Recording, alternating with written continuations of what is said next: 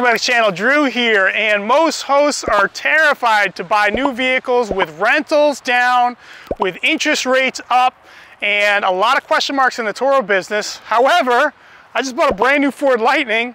Colin just took delivery on a Rivian R1T. Are we crazy for investing this much money with so many questions? Let me explain.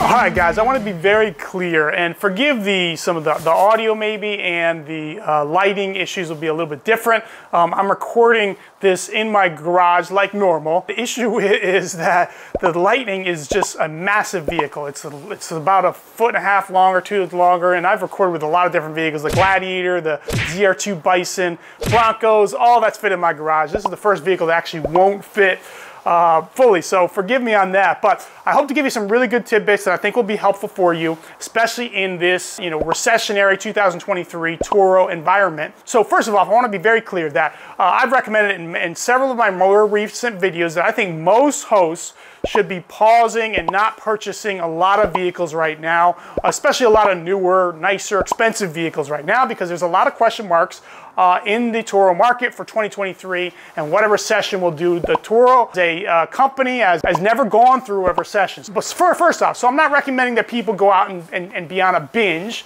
There are some exceptions. If you have a lot of capital and you're just looking for a place to put that capital, and you're in a market like New York, which is growing, or a market that really doesn't have a big Turo presence, that may be a different and an exception. But most Turo hosts should be, thoughtful in how they're adding new vehicles. However, the number one question that people usually ask themselves when they're buying a vehicle or when they're getting into the Turo business is this vehicle I'm going to purchase, is it going to rent a lot?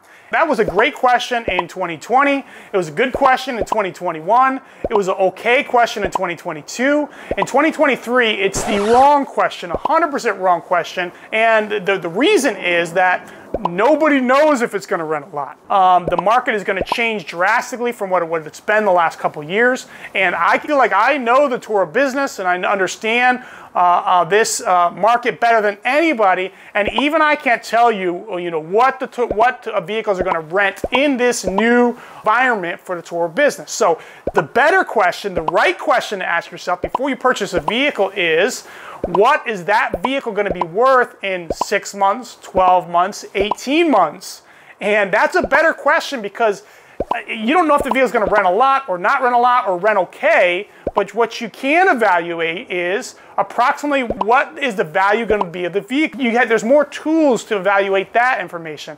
And so anytime you can buy a vehicle that's going to be worth steady value for the next 6, 12, or 18 months, then don't miss out on opportunities like that. So let's use these two vehicles as an example. This Ford Lightning Pro.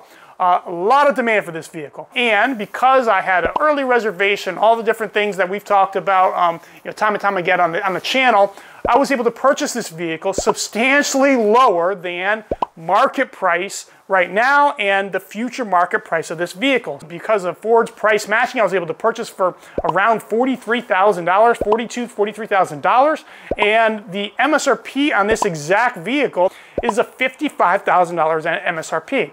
Now, that's an anomaly. I get it. You don't need to blow me up in the comments. Well, you can't. Go ahead. But that's a unique situation. You have to take advantage of those type of situations. Let's look at Colin's Rivian. Super awesome truck. If you want to see more like compare and contrast Lightning versus Rivian, it's not really what we do on this channel, but if you're interested in that, let us know, please. The Rivian, Colin was looking to get into the Turo business after doing a lot of the editing on the videos, and he asked me about the Rivian, and I said, look, this could be hit or miss, but what locked it in, as far as that being one of his first vehicles on the platform, is that he was able to, when Rivian raised their prices like $13,000, $14,000 on the fly, and then they were going to honor that pricing, then I said, hey, Colin, you can't lose on that type of situation. There's going to be supply constraints for the Rivians for a long time, and they're very cool products. They're very unique vehicles. There's nothing else out there like a Rivian. The values of those are going to stay steady at least for the next 6, 12, 18 months.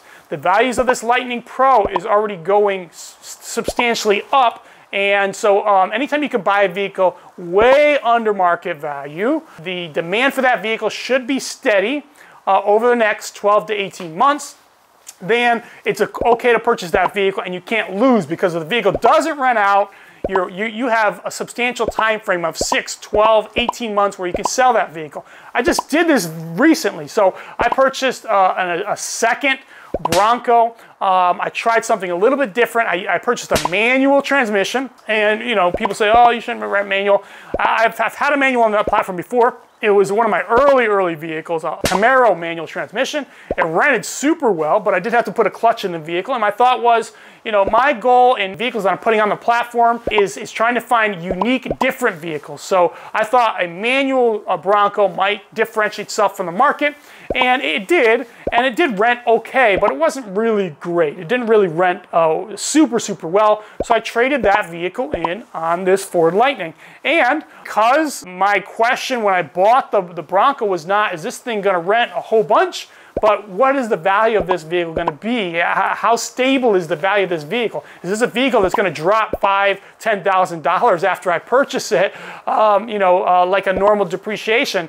And in my own research, I knew that that's not going to be the case. There aren't many used Broncos out there because they haven't made them for like 20-some years, and they're new to the market, and there's high demand. And so the Bronco is not a vehicle that was going to depreciate. In fact, the Bronco I purchased, I paid around $30,000. It was just a base manual. I did put the metal bumper on it, some small little upgrades, a keypad and stuff like that. But basically, it was about as cheap as you could build it.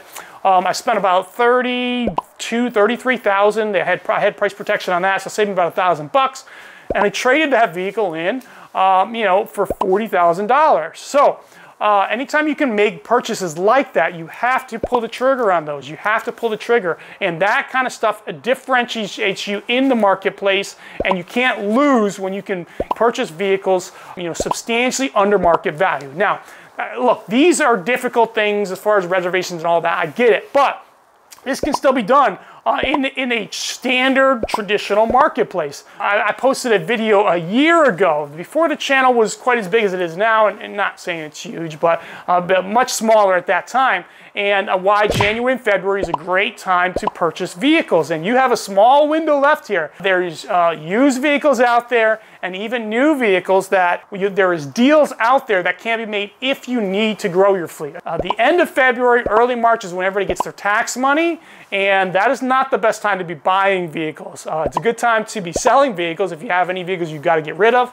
But hopefully this is helpful. Again, make sure you're asking yourself the right questions. The right question is, what is the value of this vehicle going to be, and can I buy it substantially under market value? If you can do that, you're safe in the short term, and you can always sell the vehicle if you need to. Thanks for tuning in, guys, and hope this is helpful, and I'm out.